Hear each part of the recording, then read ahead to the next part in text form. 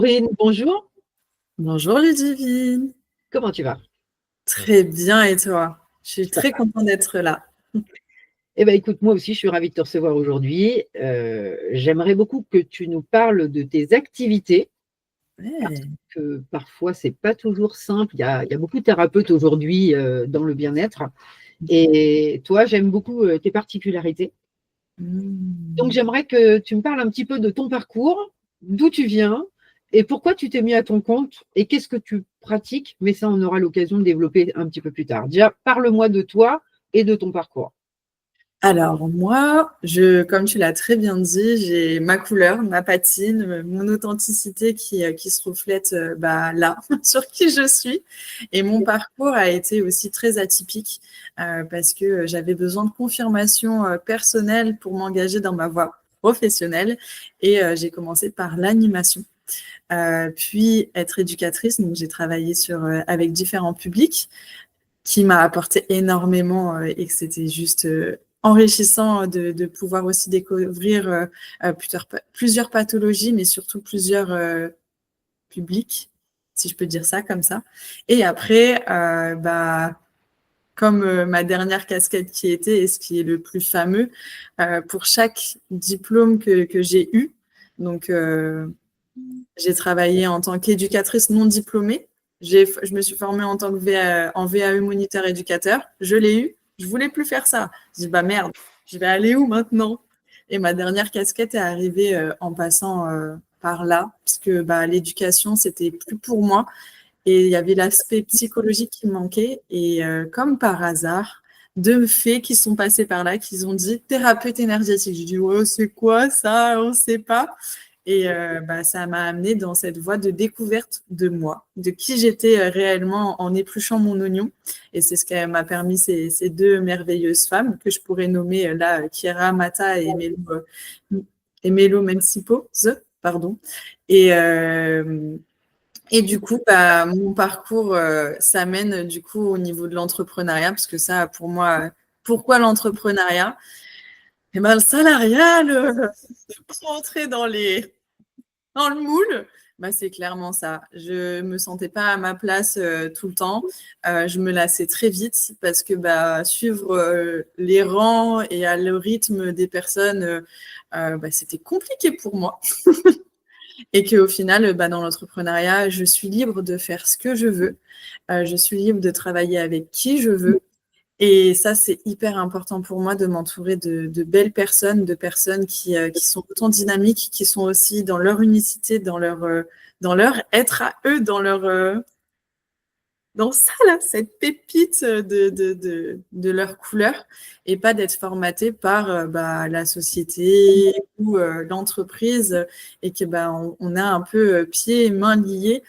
Donc, l'entrepreneuriat, ouais, c'est ça. C'est d'être libre de travailler sur différentes palettes, puisque j'ai beaucoup d'énergie à revendre et une activité, c'est pas assez pour moi.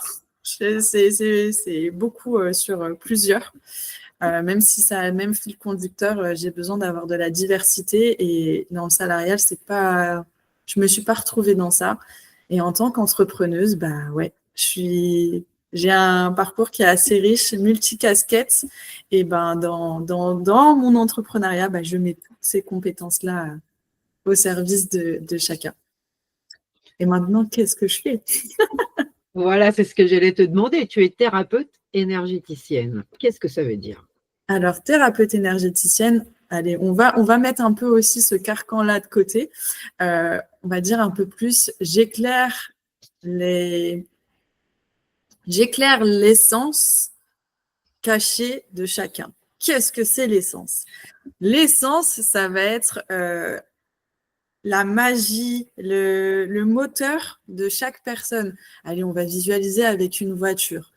pour que le moteur il fonctionne bien, il faut qu'il soit bien huilé. Bah, c'est comme si moi j'écoutais l'engrenage où il y avait par exemple une pièce qui est cassée, l'huile a changé ou a modifié, ou peut-être que les sièges sont pas assez confortables et qu'on le change. Bah, c'est d'être à l'écoute, et j'accompagne chaque personne à être à l'écoute de son corps en écoutant les mots invisibles, par exemple les émotions qu'on ne voit pas mais qu'on ressent.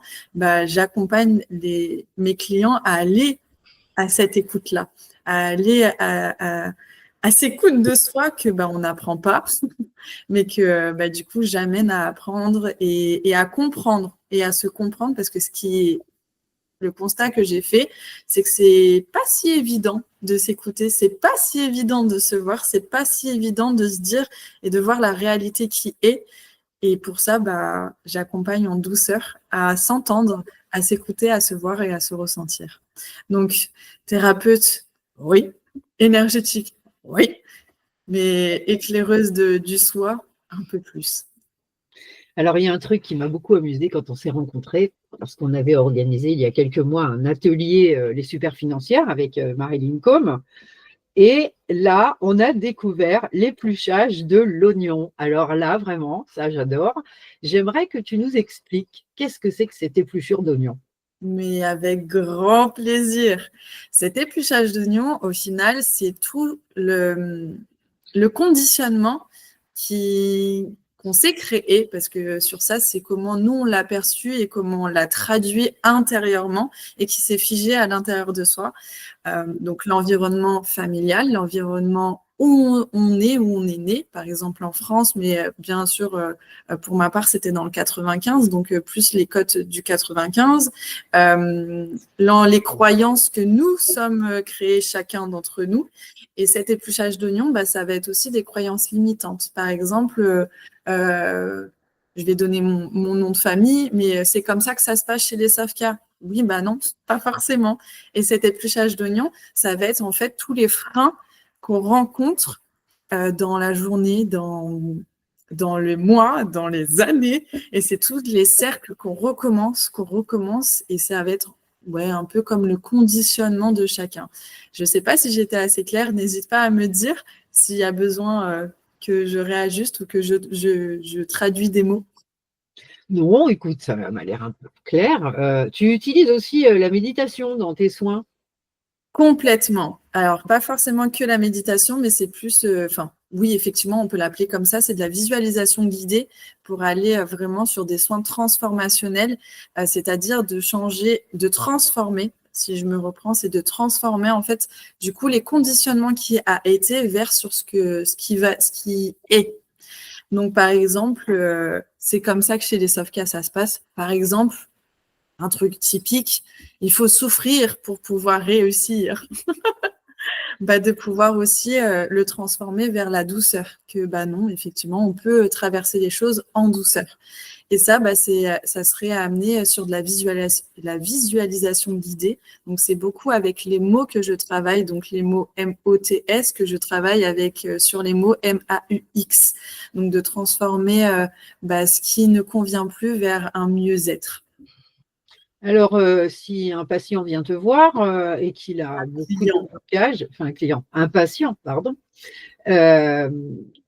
combien de temps il faut en gros pour arriver à se débloquer et à arriver à se dire bon, ça y est, je suis soignée, je vais bien, je me sens bien. En gros, ça va durer combien de temps cet accompagnement? Alors, c'est propre à chacun, parce qu'en soi, les conditionnements et les filtres qu'on a chacun, c'est propre à soi. Parce que il y a ça va sur les 3 zones, le mental, le corps et les émotions.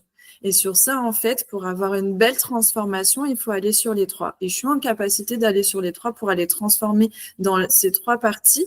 Mais il y a aussi comment la personne assimile. Donc, ça sera le temps de chacun. Néanmoins, tu es la preuve vivante que tu pourras témoigner sur ça, parce qu'on a eu la chance tu m'as permis de pouvoir travailler avec toi en collaboration et de t'accompagner sur un domaine. Et tu le sais que, voilà, quand les gens sont prêts, ça peut aller relativement vite, quand ils sont prêts à pouvoir entendre, voir et à traverser ce qu'ils ont besoin de traverser. Maintenant, la quantité de temps et au niveau de la temporalité, c'est propre à chacun. Donc, sur ça, je ne donne pas d'heure fixe, c'est vraiment propre à chacun. Mais pour toi, au final, ça a été relativement vite, en moins d'un mois, en une séance, ça a été la magie qui a opéré parce que tu étais prête.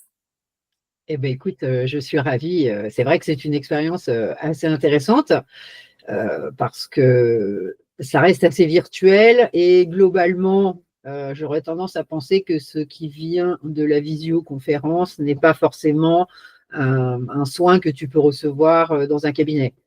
Donc, je n'étais pas sceptique, mais je me disais, bon, virtuellement, voilà, c'est un peu dans la tête que ça se passe. Et en fin de compte, je me rends compte que pas du tout. Au même titre que quand on a fait notre atelier, tu avais fait cette séance de visualisation qui avait parlé à beaucoup de monde et qui avait eu un impact assez immédiat sur notre atelier. Donc, on peut redire, oui, si je ne vais pas dans un cabinet, ce n'est pas un vrai thérapeute. Bah, moi, je peux quand même confirmer que si. Il se passe quand même des choses malgré le fait qu'on puisse être à distance. Complètement. Et je dirais, c'est sûr que c'est hyper abstrait parce que c'est pas palpable, c'est pas concret, c'est pas là. Maintenant, ce que j'adore mettre en avant, c'est est-ce que vous voyez vos émotions? Non, vous les touchez pas. Et pourtant, vous les ressentez au quotidien et elles sont là. C'est invisible, mais c'est là. Et ça envoie tellement d'informations et c'est des choses qui sont présentes, mais pourtant c'est là. Les informations du corps, c'est la même chose. Se connecter à une personne et canaliser donc canaliser, c'est de recevoir des informations et de les traduire avec nos filtres propres ou de traduire avec les filtres du client. Ça, c'est aussi faisable. C'est faisable.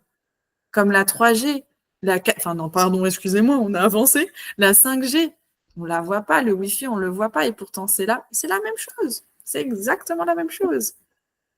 Alors, si des patients viennent te voir, enfin, ça fait combien de temps d'abord que tu pratiques? Les clients.